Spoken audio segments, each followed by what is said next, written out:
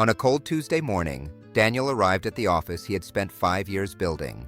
The office where he had sacrificed weekends, holidays, and relationships to build something real. But that morning, something was wrong. His business partner's desk was cleared. The computer was gone. The framed photo of the two of them at their company launch had been taken down. All that remained was a small yellow sticky note sitting on Daniel's chair. 3 words: "I'm sorry. Goodbye."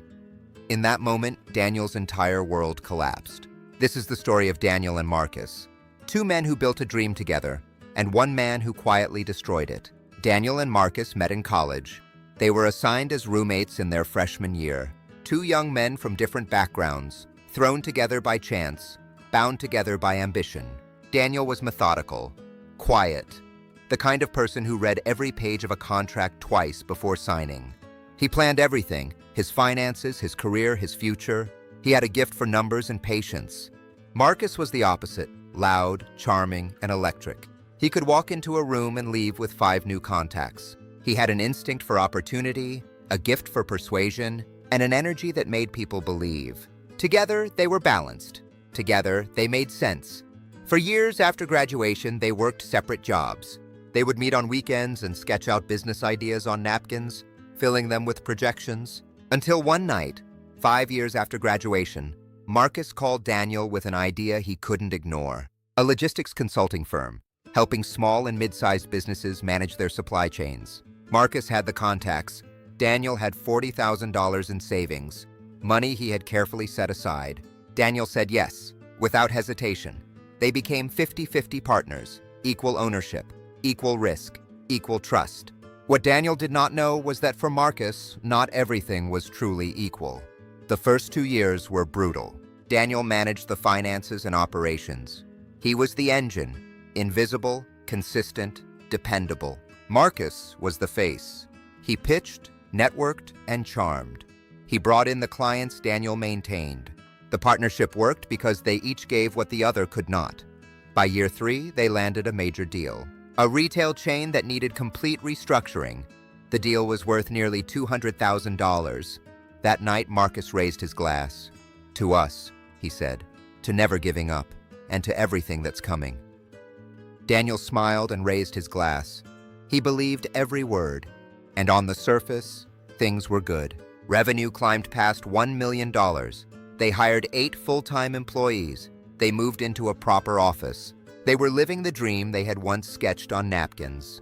But Marcus wanted more than his share. It started small: an expense here, a transfer there, nothing that would raise immediate flags. Beneath the smiles and the success, Marcus was building something that had nothing to do with the company. For over a year, Marcus led 2 lives. In one, he was Daniel's trusted partner. He gave motivational speeches. He continued to bring in new business. In the other life, he was slowly dismantling everything they built. He had created a shell company, registered in another state, under a name that meant nothing to anyone. Client payments were quietly rerouted. Deposits from new contracts were collected and never reported. Small transfers, $5,000, $8,000, $12,000, were moved with surgical precision. He had been planning his exit long before Daniel had any reason to suspect one. There were signs. Marcus began arriving late. He would disappear for long lunches and return distracted. Unexplained expenses appeared. Each time Daniel asked, Marcus had an answer. A client dinner, a supplier visit. Daniel believed him, because that is what you do when you trust someone completely. You take their word as truth. One night, Daniel returned late. He found Marcus there, alone, speaking quietly on the phone. When Marcus saw him, he ended the call immediately. He said it was a new client. Daniel nodded. He would not know the truth of that phone call for another 6 months. Then everything fell apart. The day everything fell apart began in an accountant's office. Patricia requested a routine review. But when Daniel saw the look on her face, he knew it was anything but routine. She slid a spreadsheet across. Daniel looked at the numbers, then looked again. Over 14 months, $340,000. The transfers were structured to appear routine, all routed to a holding account under a name he did not recognize. He searched the company name.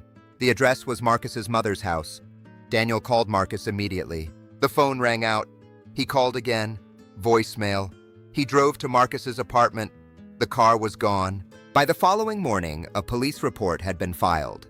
Investigators mapped the full picture: the shell company, the rerouted payments, the unreported client deposits, the offshore accounts. Total amount stolen, $412,000, and Marcus was already gone. He had boarded an international flight 3 days before. He had planned it all, down to the last detail. The aftermath was devastating, not just financially, but humanly. Daniel had to let go of his employees. He sat across from each of them. One, a young man named James who had just bought his first home. That conversation haunted Daniel for months. He liquidated his savings. He borrowed from his parents, retired people who had worked their whole lives for what little they had. He maxed out credit cards. The legal case moved slowly. Investigators confirmed he had fled to Southeast Asia. The money was unreachable, but the financial loss was not the deepest wound. Daniel had loved Marcus like a brother. He had trusted him completely, and Marcus had used that trust as a weapon.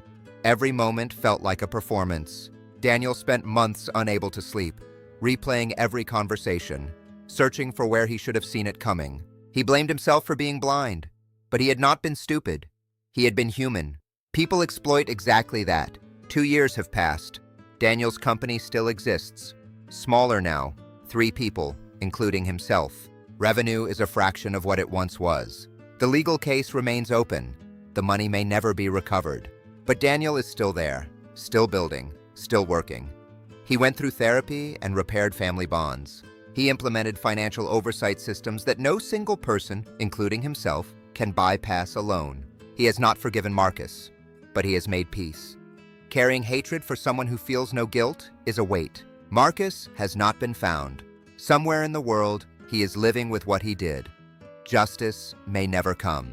What Daniel has instead is the knowledge that he survived, that he did not let it end him. Every morning is defiance. Some wounds are invisible, some betrayals leave no physical marks, but they reshape us completely. If this story resonated with you, if you have carried a wound that no one else could see, you are not alone. This is Silent Wounds. Subscribe, because every story here is real, and every story here matters.